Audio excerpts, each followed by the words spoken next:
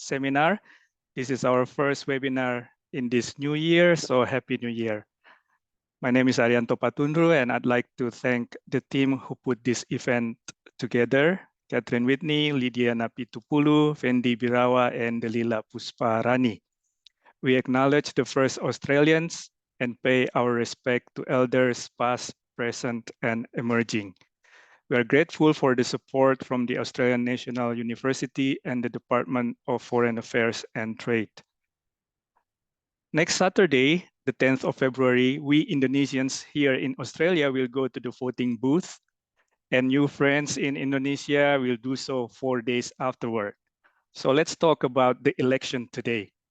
We are grateful to have 5 PhD scholars from ANU here to discuss about it. I would like to welcome Gita Damayana and Aristyo Darmawan from the School of Regulation and Global Governance, or RegNet, Pyan Muchtar and Riandy Laksono from Crawford School of Public Policy, and Dyah Kartika from the Coral Bell School of Asia Pacific Affairs. In the coming 1.5 hours, we'll touch the issues of regulatory reform, marine governance, sustainable development, economic policy, and gender issues. As usual, we will have question and answer session after the talks, but if you want, you can write your questions anytime on the question and answer box, not on the chat box, and we will attend to them after the presentation or whenever I see fit. You can also ask verbally later on. And finally, please also kindly respond to the little polling on your screen because we need it to improve our series. Thank you so much. So without further ado, let me first invite Gita from RegNet to kick off the seminar today. Over to you, Gita. Hello, good afternoon, everyone. Thank you for the introduction, Pak Aco. My name is Gita Putri Damayana, and I'm currently the PhD candidate at the ANU School of Regulation and Global Governance. My presentation today is about regulatory reform in the context of Indonesia's election this year. I only have less than 7 slides on my presentation, all with pictures, and only serve as pointers for the whole part of my presentation. And please allow me to share my screen.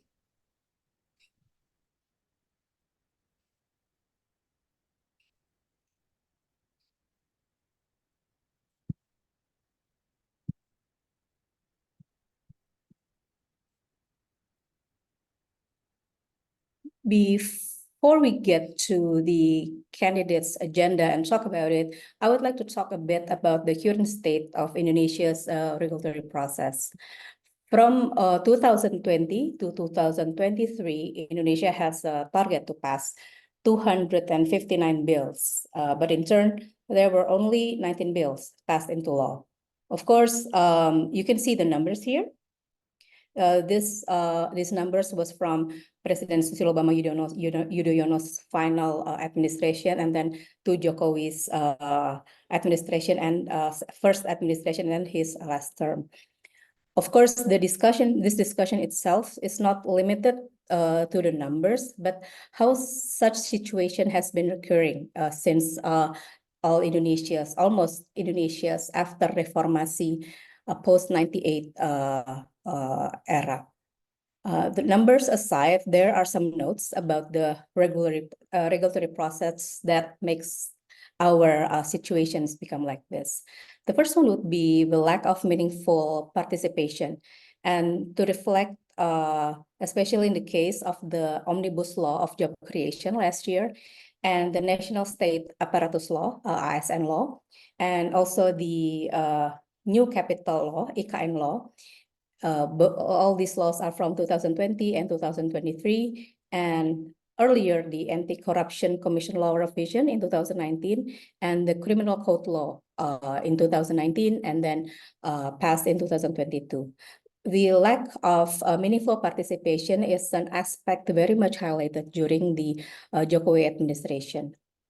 The second one would be no involvement from the Regional Representative Council or Dewan Perwakilan Daerah (DPD) on bills related to regional autonomy. And case in point is the newly passed health law passed last year using the omnibus approach. And these are just my very short reflection from the Indonesia's regulatory process, a very limited one from the current administration. As for the competing candidates, we can see their position one by one. For candidate number one, Anies Baswedan and Muhaimin Iskandar, during his presentation in the presidential debate, he mentioned the necessity of having nationwide legal aid online service. Anies also wanted to revoke the current KPK law and to have KPK commissioner have a higher standards for its commissioner. And when asked by Ganjar about his opinion about moving to the new capital, interestingly, Anies said that the IKN law as the base for moving to the new capital was drafted with minimum public dialogue, which makes interaction with people happen after the law is being passed, which make feedbacks negatively labeled as disapproval. And also, interestingly, Anies also mentioned the Kanjuruhan football stadium disaster in November 2022, which claims 135 victims. And those considered responsible for the disaster were sentenced for a maximum 2.5 years in prison. Anies also mentioned another case, the Kilometer 50 case, the fatal shooting of 6 Islamic Defenders Front, FPI members, by the police at Kilometer 50 at the Jakarta-Cikampek toll road. Excuse me. The suspects, all of them police, were acquitted by the court. That Anies mentioned these past cases, despite not very long ago, still fresh in the public memory, is interesting because Kanjuruhan case evokes public anger on how the Jokowi administration responded to it. And as for the Kilometer 50, the shooting itself was considered an extrajudicial killing, despite out of the self-defense argument by the police. I am not suggesting by mentioning these cases is a way of Anies sending signal to certain circles, but these are the cases where there was a deep resentment against Jokowi administration. Whether by evoking these cases is a way of Anies framing the Jokowi administration for his campaign, or would he pursue and reopen these cases and also revoke the KPK law as promised is, of course, remain to be seen. The next one would be candidate number 2, Prabowo Subianto and Gibran Rakabuming Raka. At their campaign, they have provided minimal information about the regulatory reform or process from their perspective.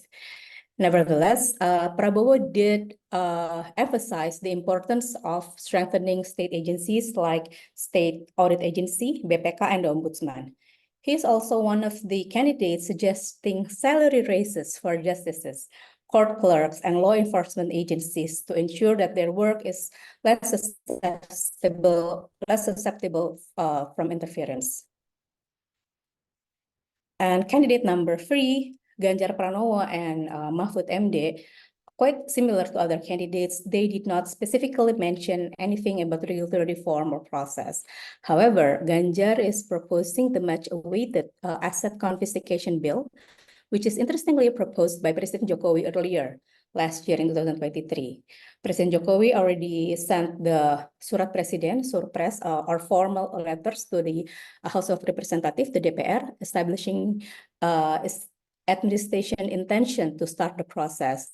But somehow it got stalled within the House of Representatives, the DPR, since May last year.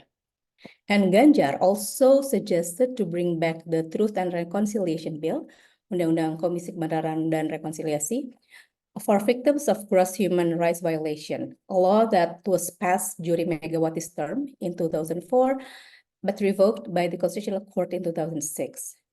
During Jokowi's second term, Mahfud, as one of his ministers, reinitiated the Truth and Reconciliation Bill, but again, the bill was stalled due to reasons of legal technicalities, according to Pak Mahfud back in 2022.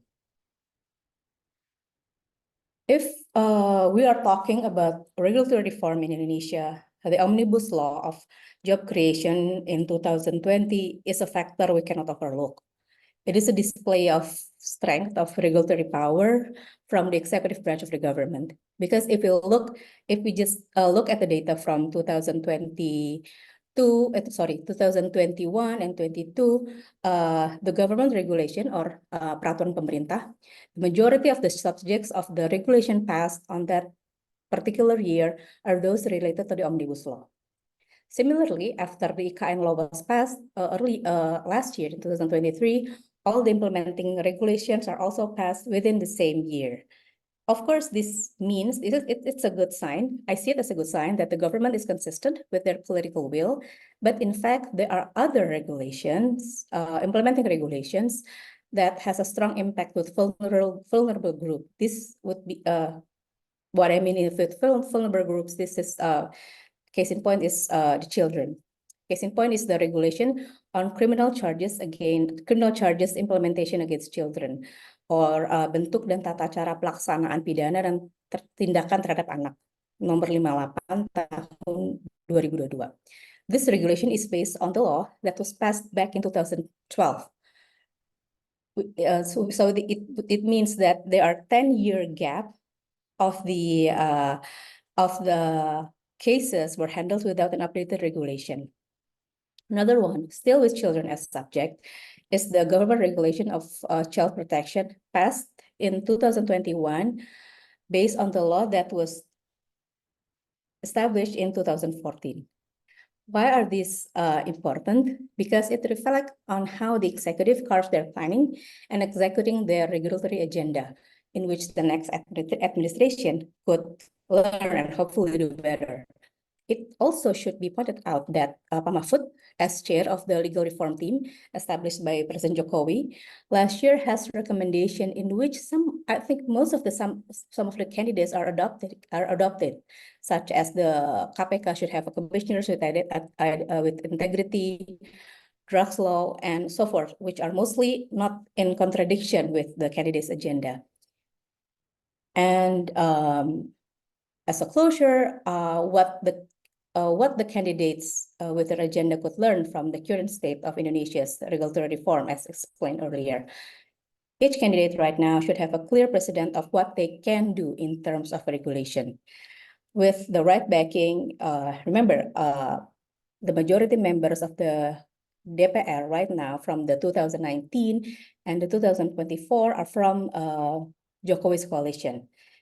This would mean that they can initiate controversial approach. What I mean by they is the president. They can initiate controversial approach like the omnibus without explaining why that method is they selected that method. And they can mobilize the whole administration in order to advance their agenda. However, despite the president, up until today, it is still unprecedented, a total halt in every administration and institutional changes in terms of regulatory reform. So in regard, despite there are initiatives like omnibus law, a controversial one, but there are no institutional shift or institutional change yet initiated by president in Indonesia. And it will be interesting to see with their background and backing what the next Indonesia president and their agenda will do to untangle the current regulatory climate. I think that would be all of my presentation, and really looking forward for the discussion. Thank you for your time, and right back to you, Pak Aco. Thank you so much, Gita, for the very stimulating points. So now let's just move straight to the next presentation by Aristyo Darmawan, also from RegNet. So over to you, Tio. Gita, can you unshare your screen? Yes, thank you. Over to you, Tio. Sure. Thank you very much, Pacho, and colleague from the Indonesia Project for organizing this event. I think it's an absolute pleasure to join these conversations, considering in less than a couple of weeks, I think we're going to be facing the Indonesian elections. So in the next 15 minutes, I'm going to be sharing some of my thoughts about maritime governance in Indonesia, the current existing conditions, as well as the strategies and challenges that might be facing by all these presidential candidates. So let me just make a brief 3 points in the next 15 minutes about what I think is important issues for Indonesia in terms of maritime governance. So the first one, I'm going to be talking about the existing conditions, what President Jokowi left us with the maritime governance conditions, because I think it's very much important, because everyone who's going to be elected as a president, going to be starting point is from where President Jokowi left us in terms of maritime governance. And the second one, I'm going to be focusing on the security aspect of maritime governance. I'm going to be highlighting some of the challenges that arise in both in the documents of visions and missions, and also in the presidential debates, particularly on the issues of the South China Sea, for instance. And the third one, I'm going to be talking about the non-security aspect, which included the blue economy, as well as the environmental challenge facing Indonesia. So let me start by talking just a little bit about the existing conditions on maritime governance. I think for those of you who's following up the Indonesian elections, of course, remember back in 2014 that President Joko Widodo offered a very, I think, landmark slogan of the global maritime fulcrum, which a lot of critics and analysts suggest that it wasn't really successful, because in the second term, he never really talked about the global maritime fulcrums anymore. But I think the global maritime fulcrum, to some extent, is quite successful because it's left us with a legacy and a framework, even though it wasn't really discussed in the second term. I think it's quite successful for a couple of reasons. The first is give us fundamentals of regulations and policy framework about oceans governance. I think it's the first time in the histories of our countries that we have the national oceans policy, which quite strategic and also quite regulates comprehensively nearly all activities relating to maritime affairs in Indonesia. And the second one, it's create an institutional framework, which I might talk a little bit. In regard to the national oceans policy, I think is important. I think back in 2014, Indonesia first issues the regulations framework of Kebijakan Kelautan Nasional, National Oceans Policy, and also in last couple of years in 2022, Indonesia again released the updates of the National Oceans Policy, which I think is quite a comprehensive regulations and framework to set up the tone for all maritime governance. It encapsulates from the marine resources, for example, the minings, and then the defense and securities, how to build a more comprehensive maritime defense and governance and institutions, blue economy, environment, culture, and also the prioritize for maritime diplomacy, as well as the maritime culture. So I think this provide a quite comprehensive framework, I think, to begin with, because of course, anyone who's going to be elected as the Indonesian presidents is a good way to enforce this regulation. So I think it's a good start for analyzing the maritime governance. And the second one, I think the global maritime fulcrum, why I think it is important, because during Jokowi presidency, I think there are two institutions established in order to focusly regulating the maritime governance. The first one was the coordinating Ministry of Marine Affairs under Pak Luhut now, even though there's a lot of critics that later on then it's become the Ministry of Coordinations of Maritime Affairs and Investment, and Pak Luhut seems to be more interested in the investment part, but I think it's put a quite fundamental framework to engage with maritime issues. I think because, of course, if you're analyzing the maritime aspect, I think it's a very diverse issue. There's a lot of issues involved. There's a security issues involved. There's an economy involved, infrastructure. So one single institutions to be able to follow up these regulations of national oceans policy, as well as to coordinate all these institutions who have authorities in maritime issues, I think it's very important. So even though, of course, I think the coordinating Ministry of Marine Affairs is not it's a political ministry, I think it would be a good idea to be retained by all the whoever is going to be elected as the president. And the second one is in terms of the institutions is in terms on maritime security. As you might aware, I think law enforcement, for those of you who are focusing on law enforcement at sea, it's a very complicated situations. There are more than 5 institutions which have the authorities to do the law enforcement at sea. So in 2014, President Jokowi established the Bakamla, the Maritime Security Coordinating Board, which basically become of the central authorities in terms of maritime governance and maritime security. So I think it's an important path. So even though the global maritime fulcrum wasn't really a sustained policy in the first and the second term, but I think the regulations that Jokowi administrations left us with the National Oceans Policy Framework, as well as the institution that was established during his administration, I think it's become a very good point for whoever elected as the president in the next elections to be able to start in thinking about the maritime governance. So in the next 2 points, let me talk a little bit about assessing what has been discussed in the visions and missions policy, as well as what he did in the debates on the South China Sea. So of course, when we talk about maritime security, it wasn't really strong being discussed in all of the vision and missions, but and it covers a lot of issues. It's ranging from traditional securities, non-traditional securities. But I think the pressing issues which Indonesia might facing in the next few years, or even in the next decades, is still in the South China Sea. It still remain, I think, one of the most important issues that Indonesia is facing. I think a couple of years ago, even Prabowo in the Shangri-La dialogue, he mentions that the South China Sea remain the biggest security challenge that Indonesia is facing in the next few years. And of course, it was a rise for those of you who watched the recent debates on foreign affairs. It was issues that being heated debates. And it's quite interesting because it shows a very diverse perspective and ideas of these 3 presidential candidates. Also, a couple of things why I think the South China Sea it's one of the greatest challenge for security for all the presidential candidates is because the first it's involved multidimensional issues.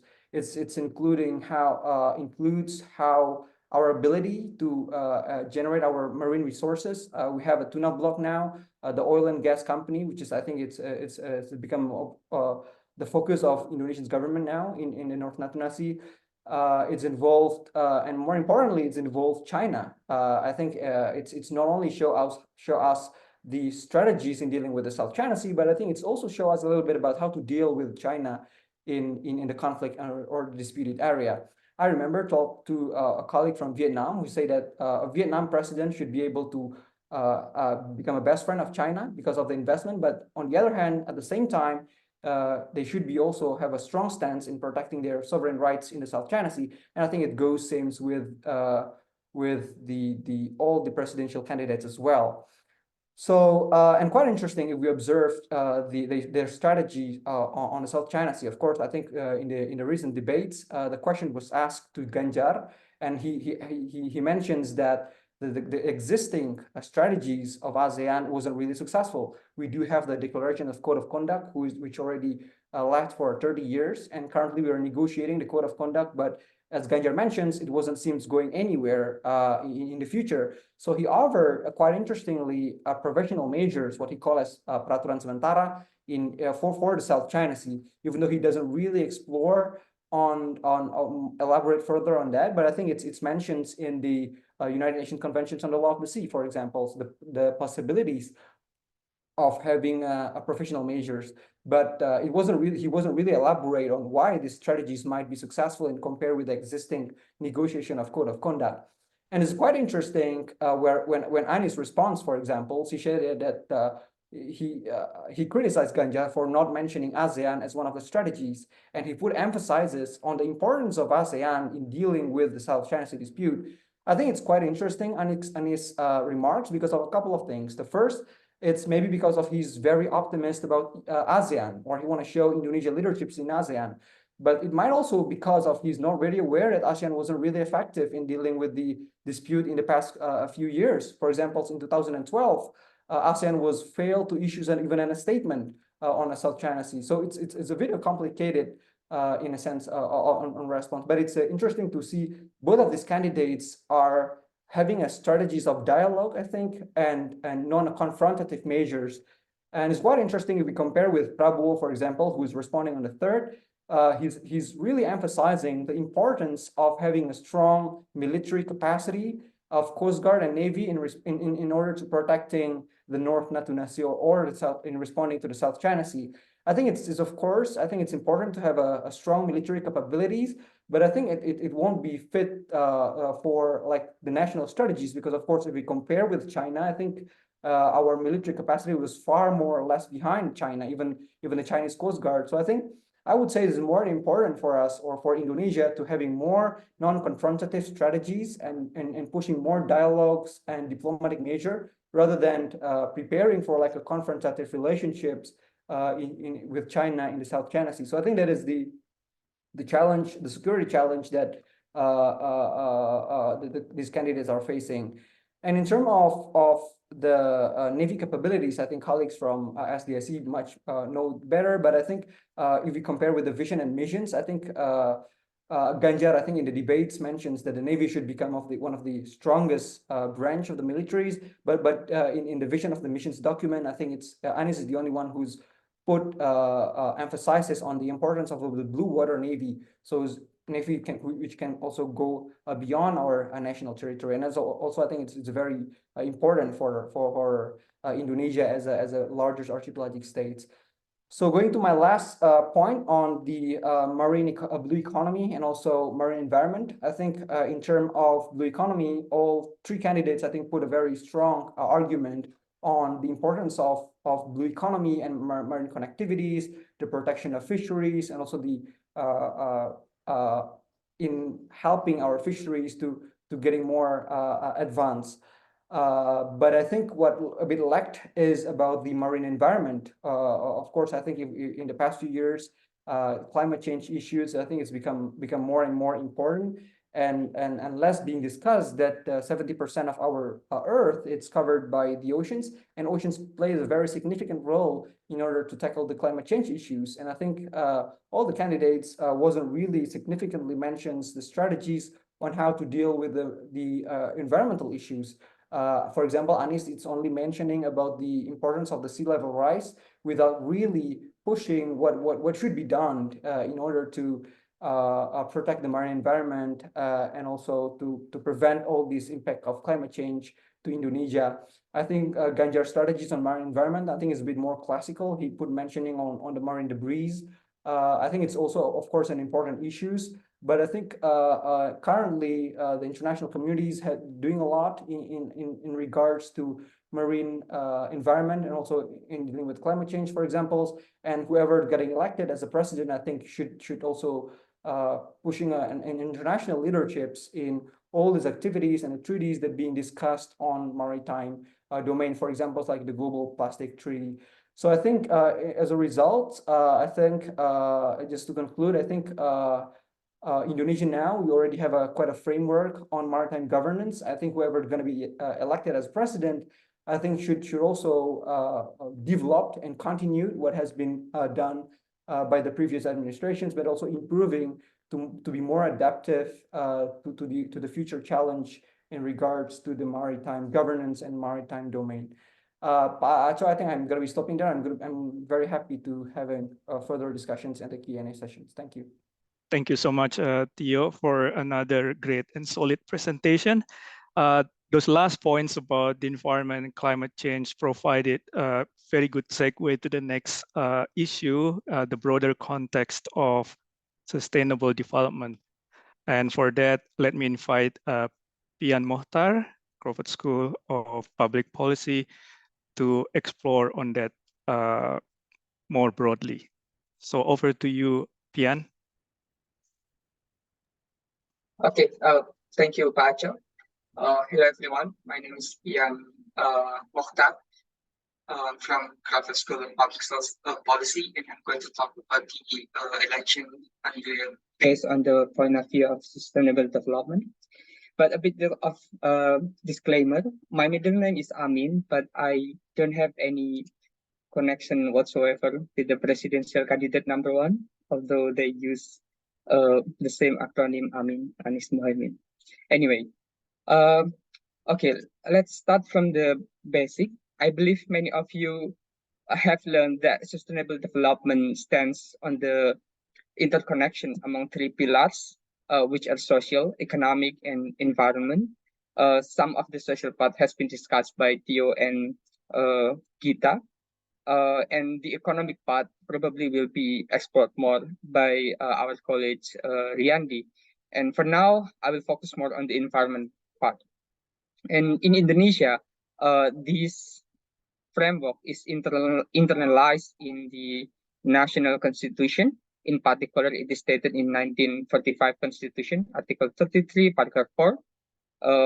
The national economy is organized based on economic democracy with the principles of efficiency, justice, sustainability, environmental insight, independence, and by maintaining the balance of progress and unity. Therefore, if we see any economic activity that is not sustainable, it is actually unconstitutional. With this context, Indonesia is facing two important targets. The country wants to be an advanced economy in 2045, and on the other hand, the country also wants to achieve net zero emission in 2060. These two are not actually a trade-off. They could go hand in hand with the right pathway. And all candidates have the responsibility to set the pathway to achieve them. And let's talk about their plan. So all candidates have prepared vision and mission documents, and they are available online in their website. I'll try to explain a bit and compare briefly. So each candidate has specific mission that specify their plan for the sustainable development agenda. Candidate number 1, and is Mohaimin. They set their agenda based on mission 3, realizing sustainable ecological justice for future generations. In their documents, they cover various aspects of environment like renewable energy, biodiversity, and climate change.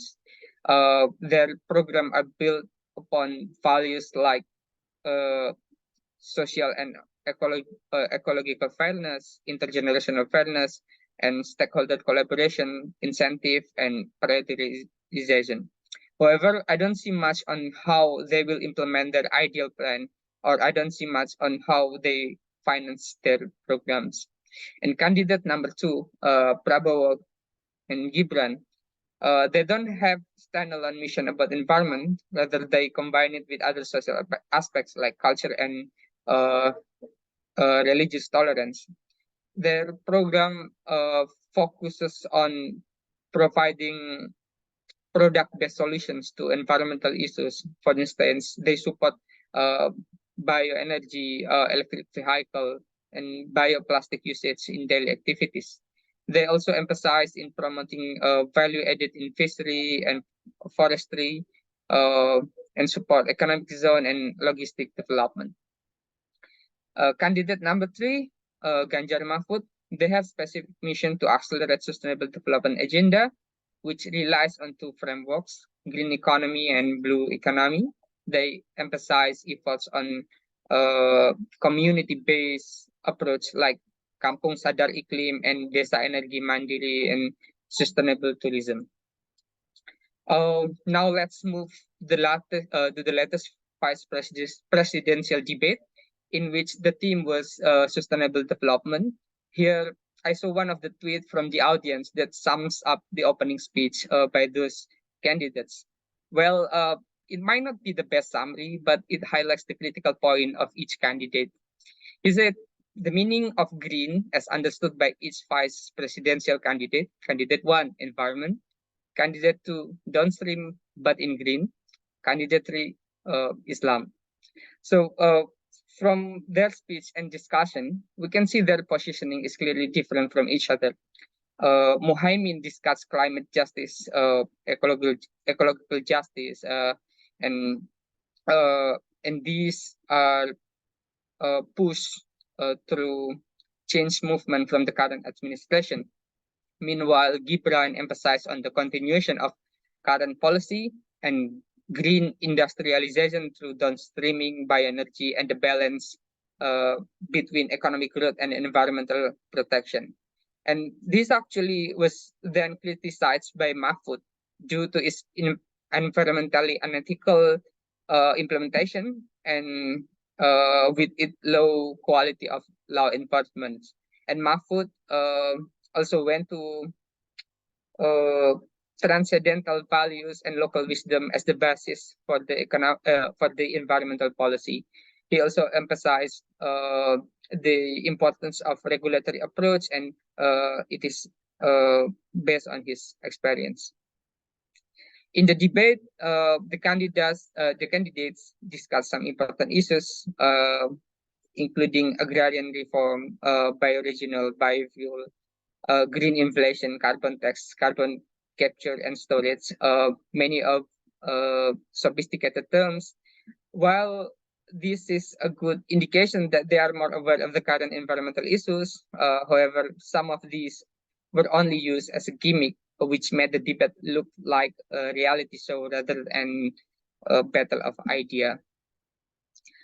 So what's missing in the debate but actually important for the society? First thing I want to highlight is that water, air pollution, and waste management were not really discussed. There's a possibility that they actually have the talk for this, but the draw for the question and answer session doesn't show these topics. These topics are actually very close to home, and they are related with urban issues. And there was extended discussion about climate change, but they mostly focus on the adaptation part, leaving the mitigation part unexplored. And in addition to that, there was no discussion on international collaboration. We know that climate change is a global issue, and there is no way that Indonesia can face it alone. So our action would much depend on actions from the international community. So therefore, we need to collaborate with other countries. There is no discussion as well on the international trade, while we know that most of Clean's products are still imported, and we might be impacted by the green policy from other countries. For example, European Union will implement carbon border adjustment mechanism for products. So any products from Indonesia that will be exported to European Union, they need to fulfill the requirement for the carbon assessment. If you don't have a system for carbon pricing or carbon tax, and there will be a special tariff that will be given to the products.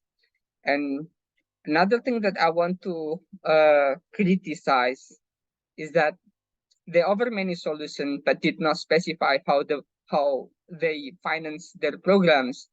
And in addition to that, most of the approaches are centered in government. They neglect the potential of private sector, so no discussion about the incentive mechanism for market. And lastly, I would like to mention some controversial programs that potentially hinder the implementation of sustainable development as well as the achievement of net zero carbon. I'm not saying that all of these are entirely bad, but the devil is always in the detail of the implementation. First, downstreaming policy.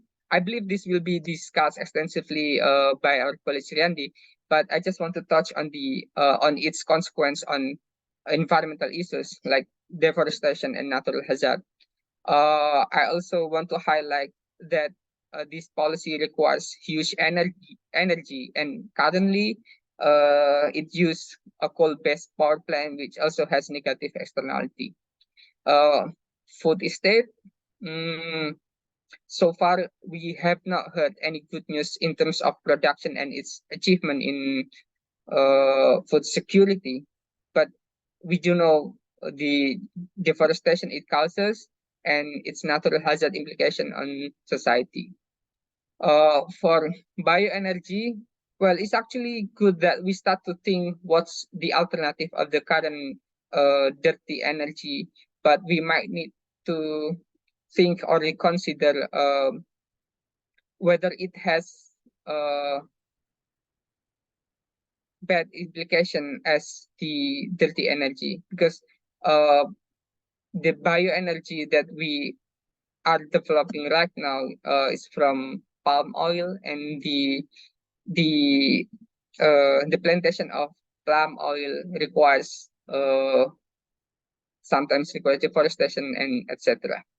And lastly, one of the candidates mentioned the need to add village fund to induce more economic activity. He was afraid of rapid urbanization and afraid of there will be less farmers, which actually not really an issue, because that's the natural way of development and structural transition. What we should concern is that how they use the fund and how economic activity in village are become more efficient, and although like there are only less people in village or less people in agriculture, they can still survive and become prosper. I guess that's all. Thank you, and come back to Pa Acho. Thank you so much, Pyan, for a very interesting topic. And from sustainable development, let's zoom in to one of the dimensions of sustainable development, that is economics. So with that, I'll invite Riandy Laksono from the Crawford School to present his insight. Over to you, Riandy. Thank you, Pak Acho, and thank you for Indonesia Project for arranging such a very important discussion today. So my theme will be industrialization and how it is being framed during the election campaign in 2024.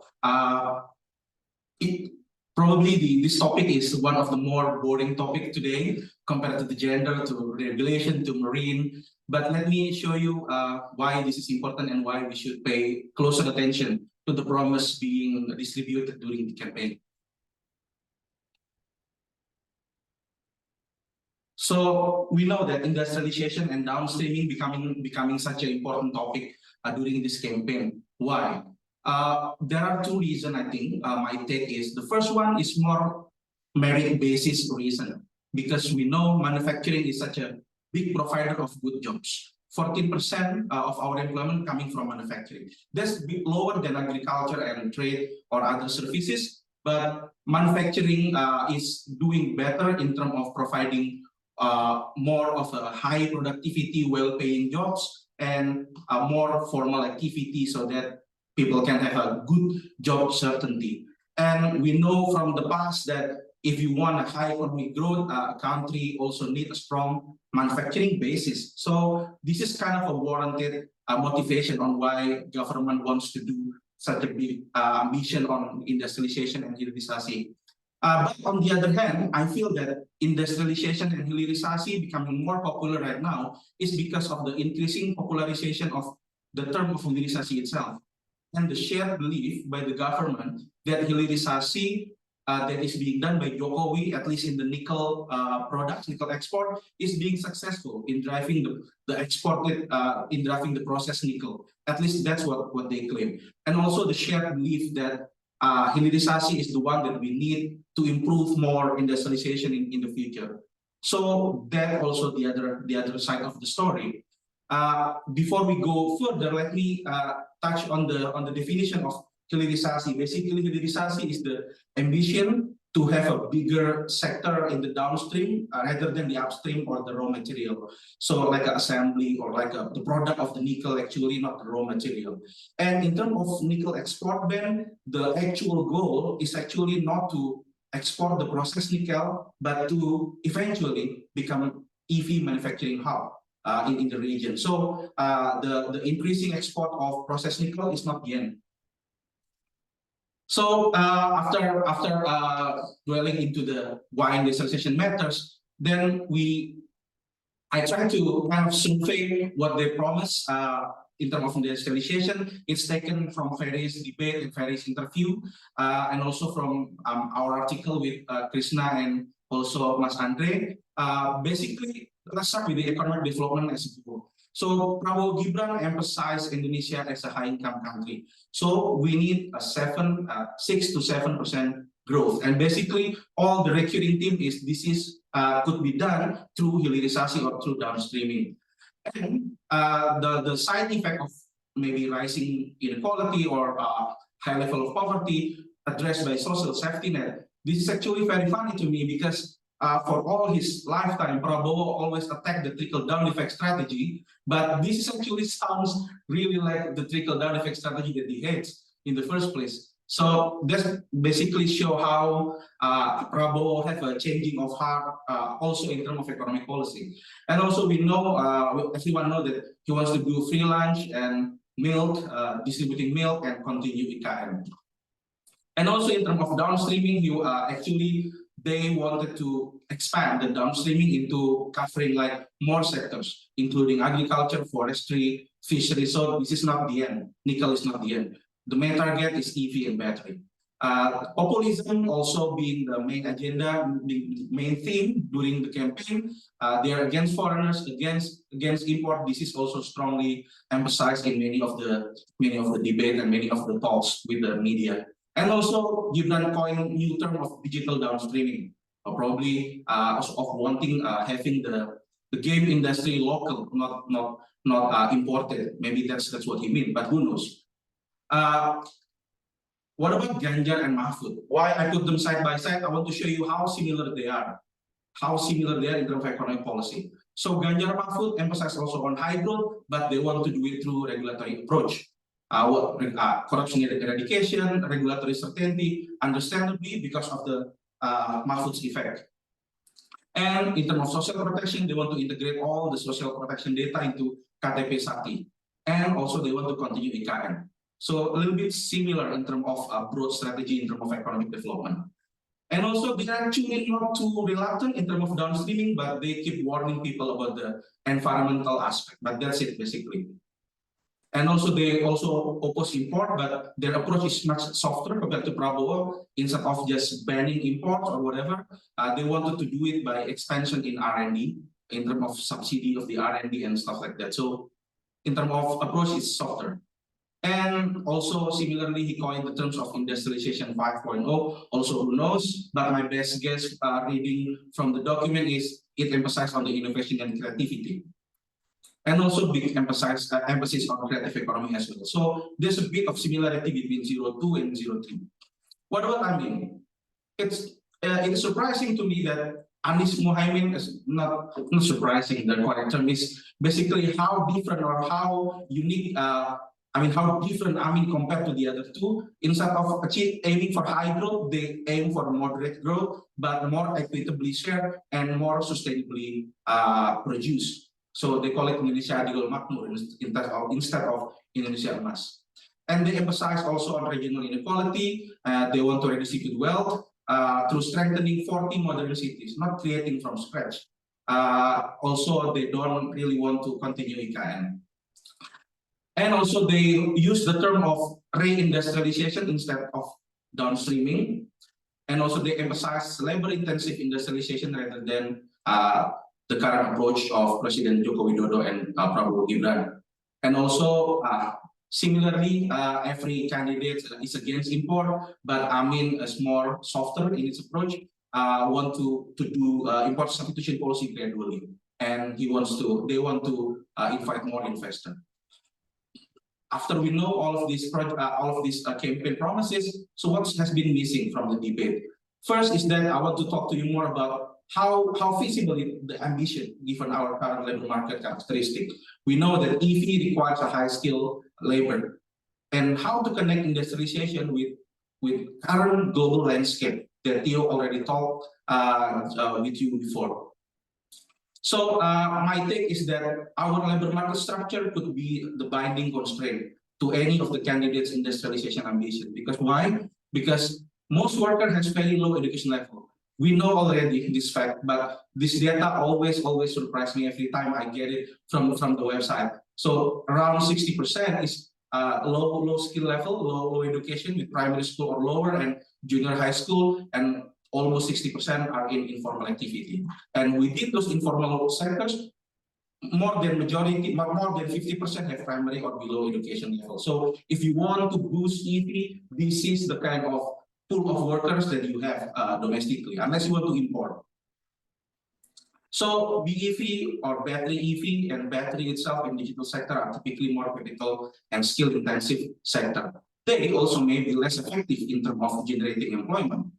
Why? This is the picture that I get, the chart that I get from one of the reports from BCG. You can see that as a total on the far right, the labor hours required to produce a vehicle from the traditional car compared to BEV is relatively the same. But in terms of producing component, this is the one that we are very good at, produce component and assembling. It is much less labor intensive. So they require less labor. So because the engine is less complex, sorry, not less complex, but it has a fewer parts, so it needs less people to assemble it. And because it's more sophisticated, it requires less people to handle it and more robot. This new activity requires new skill and upskilling. So far, there is no sufficient elaboration from the candidates on how to do proper upskilling and reskilling if you want to achieve this new industry. Alternatively, we can always target the more labor-intensive or less skilled tasks instead of building the whole supply chain. Like maybe we could target the component producing stage or assembly stage. But then our TKD and our local content requirement is restrictive. We are not allowed to import majority of the component internationally. So this is the thing that we're gonna to address. Or the other alternative is maybe forget about the modern sectors. Maybe let's focus more on our more traditional labor intensive that's already been proven successful in driving employment and our GDP. This is a quicker solution to achieve all of that. And also industrialization faces a new global landscape.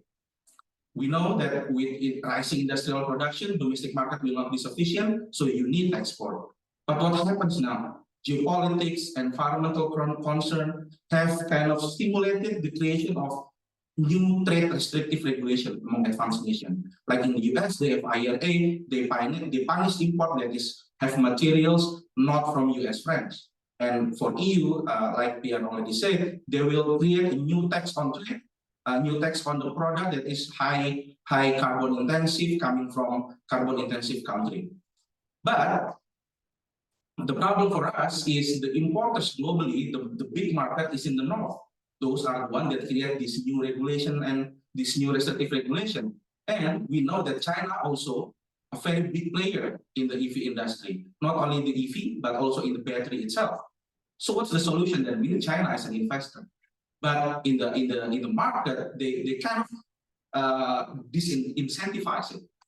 So our reliance on export ban and neglect on environments and reliance on China could one day eventually cost our export because of the retaliation, because of the export ban, and because people don't want to rely on China anymore in the global trade. That's the rising trend now. So we might to rethink our strategy and how to solve this problem. So far, my reading so far, no presidential candidates has talked more on this side. So what's the solution? You have bilateral versus multilateral solution, right? You can create FTA with US, government prefer this way, but it eventually fails and breaks down. But bilateral solution through bilateral FTA has its downside. You will end up creating much more FTA. It will create the noodle ball effect of having complicated rules. But you all, at the end of the day, we might realize that the solution lies in multilateral solution through WTO, but also not easy because we need a coalition. We need to rewrite the rules. We need more clarity on whether the subsidy is allowed or not, or whether how far-reaching is environmental concern, should restrict trade, and etc. And also we need to consider that the complex supply chain at the end of the day will always involve China. So no way we can exclude China from the picture. But at the end of the day also, when we want to rewrite all of these rules, in order to gain better market access, we need to sacrifice our our privilege of creating this protectionist policy. So at the end of the day, we might need to rethink what kind of policy that we want to continue to exist, because we might need to sacrifice it in order to get better market access.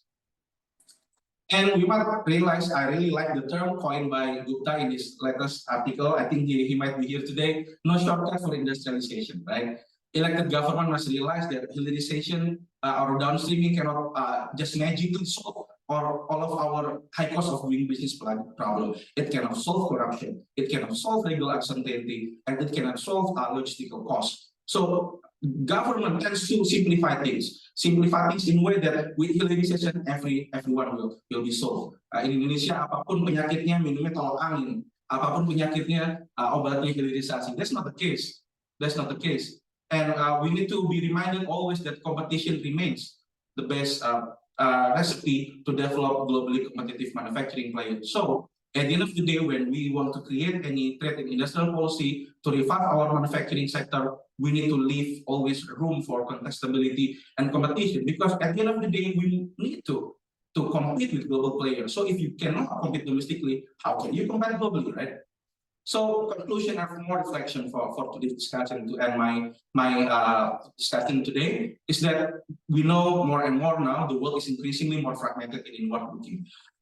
Geopolitics and appetite to improve environmental sustainability will shape trade dynamics in the near future. In this landscape, Anies, Ganjar, and Prabowo need to convince us that they have an exit plan. They have a strategy to connect industrialization with an actual market out there, not only domestically. At the end of the day, industrialization also needs to have a reality check to our labor market characteristic. Will it allow us to expand to the more and new sectors? Because, as I said before, it really needs a clear and bold upskilling and reskilling strategy. So considering all that, considering all the limited resources, should we really aim for this new sector, which is kind of not in line with our comparative advantage, or rather, let's just focus our resources to improve more our traditional labor-intensive sector, export that already proven being successful, probably targeting extensification or new products within that same kind of category of a labor-intensive product. So let's discuss more on this. Thank you. Thank you so much, Riandy. It was very comprehensive and important. So without further ado, I would like to segue to the issues of gender in Indonesia. And for that, we have perfect speaker today. That's Mbak Dyah Kartika or Katie. So over to you, Katie. Okay, thank you so much, Pak Acho, and thank you for Indonesia Project for inviting me in this very interesting discussion. I do have some slides, so let me share my screen first. Okay, so now we're talking about women and gender issues, and all the panels have addressed a lot of issues within the presidential debate or presidential election. But for women issues, for the women and gender issues, I think the legislative election is also an important aspect to look at, because a lot of regulation is being discussed and formed and passed in the legislative. So I will touch upon that as well.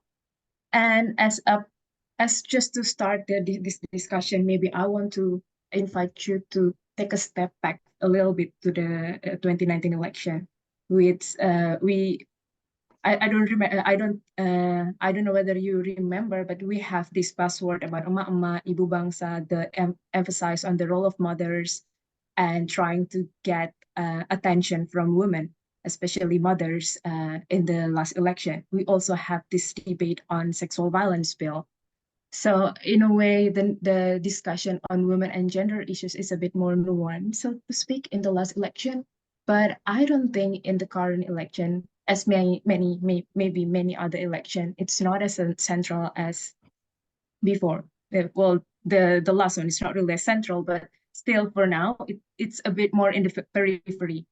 I'm actually a bit envious with other panelists in this discussion, because they can address where candidate talking about their own topics in this presidential debates and that presidential debates. I cannot do that because I don't think any candidates have addressed gender women issues in the past four presidential debates and vice presidential debates. So we still have lack in that regard. And I do know that some candidates try to address it in their campaign outside the debates, in their own initiatives or in their own programs, but still it is in the framework of women as mothers, not necessarily women as women and to empower women. I will address that later in this discussion, but let me go through this very broad picture about the gender equality picture in Indonesia. I used this gender inequality index by the National Bureau of Statistics, just published last August on what happened in 2018 to 2022. And according to this, there's a decline in gender inequality, meaning that Indonesia's performance in gender equality is actually quite good. Maybe they would argue that it's improving, but the improvement is not significant. If you can see in the top left, the significant, the points is only like 0.006 points. So it's I don't think it's a significant one.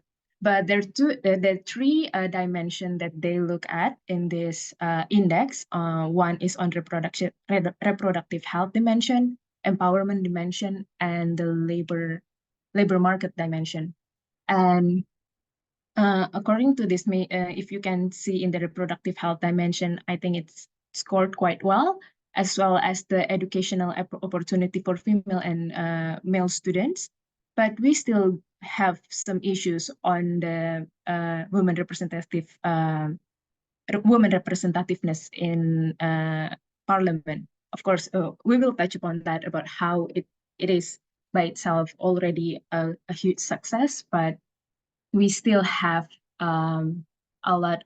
We want to aim for at least 30% of women in the parliament, and we do also have some issues with the labor force participation rate, with female only 50% of the labor market. So I think this is when the president think that it is important to push for more women in the labor force. But aside from this, we do have a lot remaining problems about women and gender. For example, with the implementation and monitoring of sexual violence law, there's still many issues on that. We still don't know how to do the reporting, whether there a really protection for victims of violence, for example. We do have problems as well with the child marriage. Despite the accomplishment that we achieved with the increasing minimum age for marriage, we still see high number of girls being married to older men for economic purposes. We do also have problems with women, land, and resources, with extensive agrarian conflict, land grabbing across the country for industrialization, and it hasn't really been addressed well in the past discussion. And of course, one of the most important thing is protection of gender minorities, with persecution even resulted to death for people with gender diversity. We also have other intersectional issues that I cannot really explain in detail here, but just to give you some issues or some picture about the problems that existing, and I actually hope that the president wants to try to address this issue. But now let's see how the presidential candidates try to address the issues on women and gender. So interestingly, in Anies Muhaimin and Ganjar Mahfud side, they both have very similar kind of programs for women. So they both advocating for parental leave for both mothers and fathers. So here they also encourage fathers to be more involved in parenting. They're also promoting childcare facilities for women, especially in office, so they can work at peace, basically. And they also touches upon issues on protection of women from violence. But however, for Prabowo and Gibran, when I look at their mission statements, vision mission statements, they still have a very broad idea about broad and rather abstract ideas about gender equality, inclusivity, and also how to use gender lens in their regulation. They only stated that they want to ensure every regulation is inclusive, has gender perspective, and so on. So the only program that I heard from that side on women is to provide free milk and nutritious food for pregnant mothers. So correct me if I'm wrong, but that's the only issues related to women that I heard from the candidate number 2 side. If you can see the trend of these 3 candidates, I would say that despite all of those encouragement for fathers' involvement, they still pack or frame the issues of women and gender as if women are the one who's, basically women as mothers, not really women to empower, not really focusing on empowering women in many issues. And the father involvement also is good to some stage, but this entire discussion about putting more father involvement in parenting, women in parenting, it seems like it framed the issues on women and gender issue. It's more focusing on its reproductive function for economic productivity. That's what I see from how these candidates frame their missions, vision and mission. So it's really about pushing for economic productivity, economic development, using the family as their the smallest unit in their in Indonesia. So here I think I need to also highlight that it also reflect that that they don't address the issues on the needs or demands from women by imposing these ideas about parental leave and childcare facilities and not really addressing other issues on women. Okay, so maybe on the legislative election, I actually want to invite you all to look at the chart first. And in that chart, it seems that the number of women representativeness in parliament have been increasing in the past 20 years or so, from 1999 to 2019.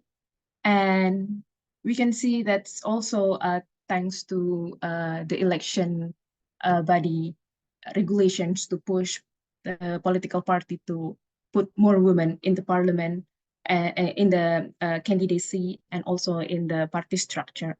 But and we also reached the mark in which we passed 20% of women in the parliament. Of course, this is still a huge work ahead that we need to work on, because again, we need to at least have 30% of women in the parliament, and I hope we can reach maybe 50-50 in the coming future. I hope so. But we also need to look at how hard it is actually for women to get elected and to run for legislative election. Again, this is based on a previous study in 2021 by Aspinal, Ibu Sally White, and Ibu Mina Safirani. So problems with women political representativeness includes, strong political patriarchal culture within society and also within the party themselves. It makes them have zero trust with women legislature. Sometimes they feel that women are not capable or do not have the capacity to do their work. And this is like a vicious cycle, because with that low demand, it also create a huge problem with in the supply side. So party also have low motivation or low drive to push for women candidates. They don't have like a systematic categorization. Only several parties that I know have specific categorization programs for women candidates. And when they even elected to run for the election, the women also have problems with the high cost for political campaigning, and they don't have a lot of capital, and therefore they use their networks, maybe in Majelis Taklim or in religious study groups, or perhaps they use other grassroots networks. But that is not really enough. They need more capital to pay for the flyer and other things as well. So it comes down to the possibility of women from middle or upper background with a lack of grassroots engagement to be running and to be elected for the parliament. And it is okay, and it's maybe good if the women have a strong gender perspective or gender lens. But the problem is sometimes those who are elected or do not have that kind of perspective. They don't have good understanding of gender issues. There are a lot of initiatives to support women in this regard. And I think it's also important to push for more training and for more women candidates to learn about the issues, because we also face upcoming challenges in the next parliamentary period. So this is I find some of this bill are being listed in the national legislative programs. For example, such as domestic worker bill that has been postponed for 20 years or so up until now and hasn't been really discussed properly. And we also have gender equality bill, which also triggers some debate and discussion back in 2011, 2020, 2012. And we also have mother and children bill. And the last one is anti-propaganda on sexual deviant behaviors. I don't think a lot of people know about this bill, and I try to find like the academic manuscript or other, what this bill is about, but I cannot really find it. So without a good understanding about gender issues or have a gender lens in analyzing or looking at these bills, I think it is a bit an issue so we will need to monitor and assist them more stricter to be able to have a better gender policies. I think that's all for me. I'm really happy to discuss this further during the Q&A session. Over to you, Pak Aco. Thank you. Thank you, Katie, for the very insightful presentation. So, audience, let's now move to question and answer session. So, as Lydia wrote there, you can write your questions in the Q&A box, or you just raise your virtual hand and I will invite you to ask your question directly. Please be concise and identify to whom your question is directed. So let me start with a question from Pak Budi. Silakan, Mas Budi. Thank you, Pak Aco. So my question will be for those presenting the economic aspect of all the candidates. So if we read Hal Hill interview in Tempo this week, at least Hal Hill mentioned several issues. And I would like to know which of these candidates, in your opinion, that actually could respond properly to Hal Hill issue that he mentioned. Number one is, according to Hal Hill, there is no enough space in our budget, in our government budget, to do much variation in terms of developing a program. The revenue is so limited. Our revenue to the GDP has been relatively small. And then on the spending, at least I learned three things. One is that the human capital improvement, the program to improve human capital improvement, yes, it is working, but it's not as what we want to progress. Yeah. And then second, the institution, improving institution quality, it is also problematic. And it seems that Indonesia has not been progressing much on there. And third is that the ability on Indonesia to be part of the global production network has been relatively weak comparing to our country. So according to you, which of this candidate that actually properly responds those 4 issues that I gathered come up in the interview by Tempo to Professor Halhil? Thank you. Thank you, Pak Budi. By the way, Pak Halhil is also in the audience. We have 100 attendants today. But I think in relation to that, before I hand it over to Pyan and Riandy, there is a related question from Arizal Jaknanihan.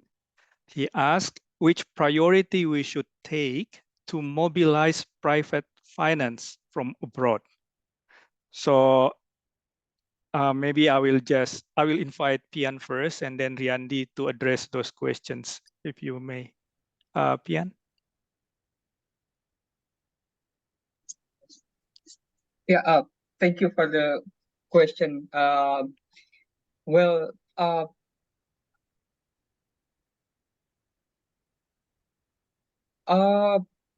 Regarding the finance from abroad, I don't think we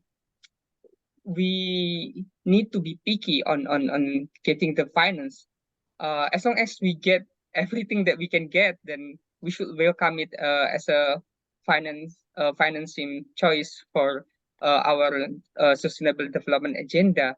And usually the financing is based on the sector. For example, there is a special biodiversity finance, and even UN provide specific guidance to get many kinds of finance for biodiversity, and there is also finance specific for climate change. And I think we should collect every possible financing access from abroad.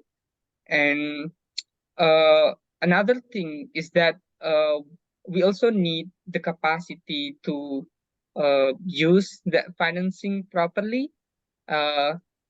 If we are able to get the finance, we also need to increase our capacity to use the finance. Yeah, I hope that clarifies. Yeah, thank you. Riandy, can you add? Yeah, I will add, and I'm so happy Pak Budi asked this question, because before coming to this discussion, I have my own take on who is the more realistic one, but I don't want to say it in my presentation so that people could mislead it as me supporting candidate, even though I have already picked my choice. But let me go through it one by one, right? So I want to do the last point first, which is the global production network. If we see the interview, I would suggest you to watch the interview with Kadin. It is much more enlightening in terms of economic policy, because one of the questions that can reflect this is the question about medical device and pharmaceutical industry. We know that we import a lot of raw material and a lot of intermediate goods from foreign countries, but we also know that banning them outright will create a disruption to the industry, even though we want to make them locally.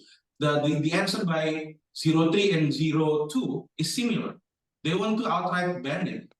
In the Ganjar Mahfud want to do it through R&D, but the answer from Prabowo Gibran is no other else than hilirisasi. If the problem is in the upstreamisasi, not the downstreaming.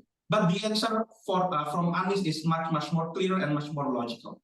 He wants to do it gradually. He wants to do it gradually. He wants to talk with the business sector what the problems are, and he wants to understand what the regulation needs to be taken.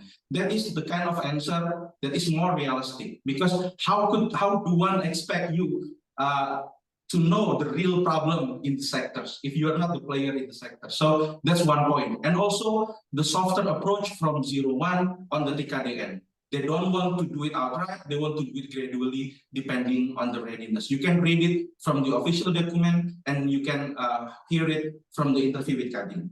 And what about number 1? Not enough space to budget. My personal takeaway is also 01 is more realistic.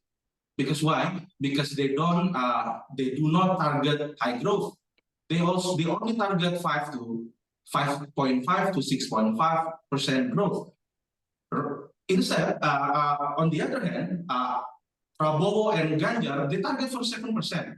So how will you attain that given very strict budget fiscal space? So I think the choice, I think the answer to the more realistic candidate comes down to who has the most realistic growth target.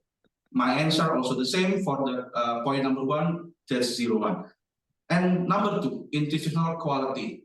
We know for sure who is the candidate that willing to change the constitution to run. We know for sure who is the candidate to just bypassing all the regulation to create another regulation, which is the super and mega regulation. We know that is not sustainable way to do institutional and regulation reform. So by that also, the answer is less straightforward. That's either 01 or 03. Obviously not 02. But then also it's related to Pak Acho question. Not Pak Acho, someone questioned in the Q&A box whether it is better to have a candidate that close to business and regulatory reform. I would argue that it's better to have a candidate that willing to do more on the regulatory reform aspect. Because why? Because if that candidate that is close to business is no longer in power, then who will continue? Then who will continue the improvement in our business climate? With regulatory reform, you can have a long-lasting impact. So that will be my answer. Thank you, Pak. Thank you, Riandy. Very straightforward. Andre is raising his hand, but let me first read a couple of questions to Katie. So first one is from Asi Halomoan to Katie. How do you see the strategic position of candidates' wives in the campaigns? Hold on. Much has been made about the fact that half of the people voting are young people, but the discussion misses the fact that half of the voters are actually female voters. So what do you think about this? That's from Asi Halomoan. The second question, also to Katie, is from Aldi from UGM, Gajah Mada. In your view, what makes the gender issue gets significantly left out during this election campaign, while in 2019, it surfaced at least in the form of Undang-Undang PKS. Do you think it resembles the candidate's lack of exposure or interest to the gender inequality issue? Over to you, Katie. Okay, thank you, Pak Acho, and thank you for Pak Asi and Aldi. Yeah, I think I will address the former one on Aldi's question on why gender has been left out. And maybe the simplest answer is because all the candidates are male, and they, of course, have a very little interest in gender issues, or at least not really exposed to it, despite all this discussion about sexual violence. And actually, on the issue on sexual violence, it's maybe also the reason why some of the candidates also address a protection on violence, protection of victims of violence in their mission statements, and sometimes also in the discussion with other with their constituents, because the issue on sexual violence has become really huge, at least in urban communities. So yeah, it's one way to appeal for voters as well. On the role of wife, on the role of wife, I don't think there's much changes in terms of how the wives is playing in the campaign. There, at least it's not really, there's no like a very surprising or a surprising news or surprising fact about how the wives is now playing out in the campaign. It's just simply supporting the husband for their political career, just a traditional kind of views on women as in the old new order kind of state gender ideology that women have to support men's career. However, I'm not sure whether you are exposed or know about this issue. We also have an issue about the role of mother, especially on one particular candidate whose mother is playing a huge role in the candidacy as well in the campaign. So this is a very interesting issue on her position as not only as the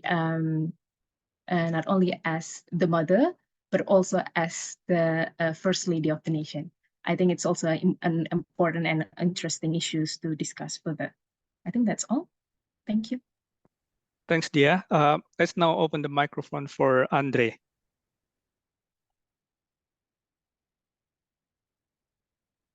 Go ahead, Andre.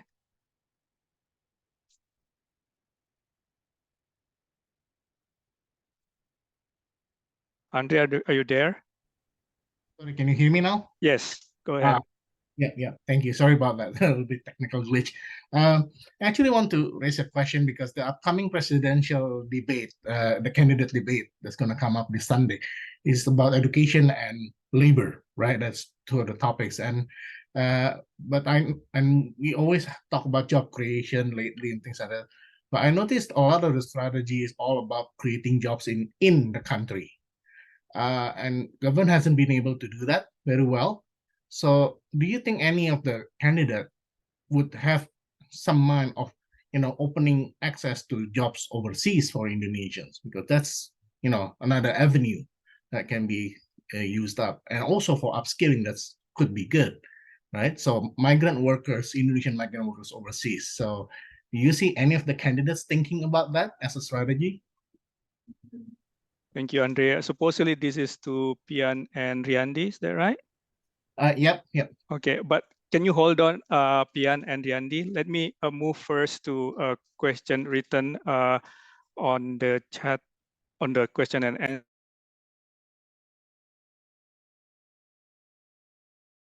Sorry, that is an issue about ASEAN, and I want to direct this to Theo, if you can help answer this question. This is a question from Rahman Yaakob.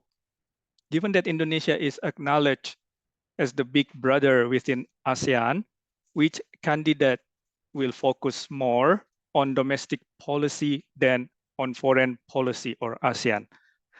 And question to Gita, if you can help. And this is question from Amar Hidayatullah. Given Indonesia's vision as emerging Asia's middle power and Indonesian aid as part of its foreign policy agenda, this will potentially limit or potentially reduce international funding for Indonesia's civil society organization. What is the future of Indonesian CSOs, civil society organizations, particularly those working in the promotion and protection of human rights? And of course, all five of you, if you want to address questions or any question from other participants, feel free to do so. But let me start first with Pyan or Riandy to address Andre's question. Pyan? Yeah. Well, I'm not going to explain on the labor policy, but I know one of the candidates show some plans to initiate the diplomation from people to international community. For example, candidate number one want to promote the local business or culture or any food industry. If the president go abroad and they will invite the local community to show off their products to international market. And they mentioned in their document that they will provide incentive and some support for the immigration part so that they can explore the bigger market. And this also been discussed by the candidate number 3, and they support the local brand to go international, and they will support with the diplomacy.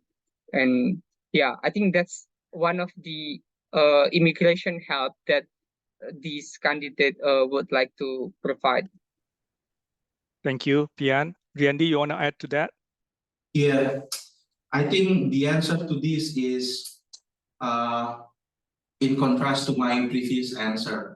Previously, I answered the 0-1 is more realistic, but I think to me, based on viewing the debate and the interview, I think 0-1 and 0-3 are generally against foreign workers. Why? From their position on the hilirisasi, for example, for the nickel smelter, they attack Prabowo and Gibran on the basis of too many Chinese workers coming in. So I don't believe 0-1 and 0-3 are more realistic on in terms of us needing foreign workers because of us having very low skill pool of laborers.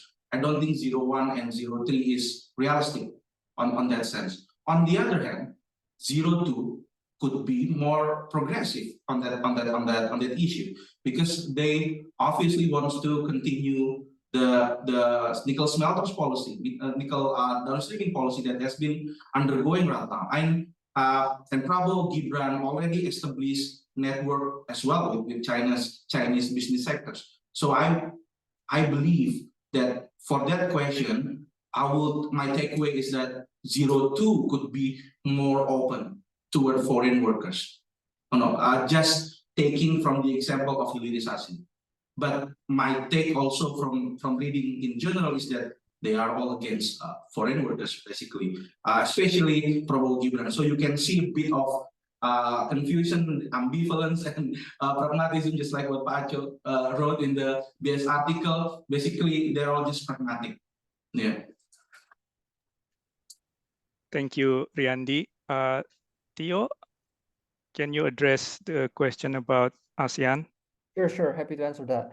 So I think if we see from the, I think we can assessing from a couple of things. The first one is the missions and visions document of each candidates and the trajectory of each candidate's foreign policy, and also in the debates that has been going on. So I think if we assess in the documents of vision and mission statement, I think only Anies Muhaimin, who mentioned ASEAN as part of like the strategies, reiterating in the importance of, for example, economic diplomacy. It's mentioned ASEAN for a few times, and also in having more on multilateral aspect in regards to tackle regional security. So, while Prabowo and Ganjar doesn't really mention ASEAN at all in their documents.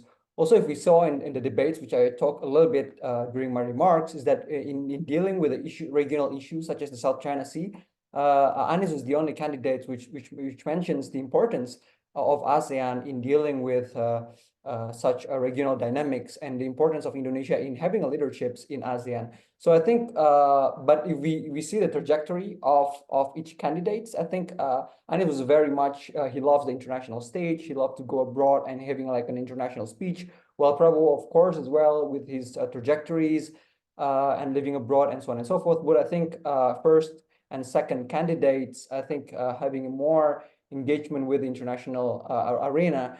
But if we see Ganjar, for example, I think he doesn't really mention ASEAN in his documents, but also he himself, I don't think he's quite really like to having an international exposure, also with Mahfud MD as well. I'm not sure if this is too early to judge, but I think that is my observations from the documents and also from the presidential speech and also from the track record of each candidate. Thank you, Theo. Now over to Gita to address the question about human rights and CSO. Yes, thank you, Pacho. Thank you for the question, Muhammad Dayatullah. I think this is an interesting time for Indonesia, especially CSO and those who are in the works of promoting and protection of human rights, because attack on human rights activists and those who are actively engaged in human rights issue are now become common in Indonesia, but now they are more targeted not only at those who are working in Jakarta, just like Haris and Fatia case, but also for those who are working in remote and rural areas. So maybe if we could separate about the future of CSOs, maybe we could see that there are CSOs who are their main objective and arena are international issues, national level, and there are those who are actively working on a more regional and very segmented issues in regional and rural areas. And last year, in 2023, three of the largest Indonesia CSOs, Consortium for Agrarian Reform (KPA), Konsorsium Pembaruan Agraria, WALHI, Indonesian Forum for the Environment, and AMAN, Aliansi Masyarakat Adat Internasional, are launching Nusantara Fund, the first NGO-based how do you say it? The first Indonesian-based dana abadi. And the plan was the Nusantara Fund was the Nusantara Fund will be managed by WALHI, by AMAN, and by KPA to be distributed to environmental and human rights activists in rural areas who are actively promoting environmental issues. While on the other hand, CSOs working on human rights in big cities like in Jakarta, they will be more engaged in on international level and currently, because Indonesia's democratic Indonesia is now Indonesia is plummeted into a democratic regression. There are also large, not NGOs, but donor fund like Ford Foundation, like the Packard Foundation, who are interested to support the Indonesia CSOs by giving them more flexibility and giving them more access to funds, which makes Indonesia's CSO more flexible in using their funds. I see. So there will be two different approach at this time. They are more on national level. They are also on regional and more rural level, and thankfully at this moment, those two sectors are communicating with each other. So I would not that despite the deteriorating democratic situation at Indonesia at this moment, but I think that the future is not as dim as we assume about the future of Indonesia's CSO in terms of funding. Thank you. Thank you, Gita. On the positive note, I'm afraid we have to conclude this today's webinar because we're actually 8 minutes past our time limit. With that, I'd like to thank everyone, all the participants. I know there are a couple more questions written. We'll make sure we are going to send them to the relevant presenters. And I also would like to thank all of our speakers. It has been very informative and stimulating. Thank you so much. Thanks for the team. And with that, I would like to hand this over to Lydia in case she has some announcement. Over to you, Lydia. Thanks again, everyone. We are going on a break until the elections. So no events until then, but after that, we go full steam ahead. So I'll put up the information on the screen after this. Thanks again, everyone. See you soon. Thank you.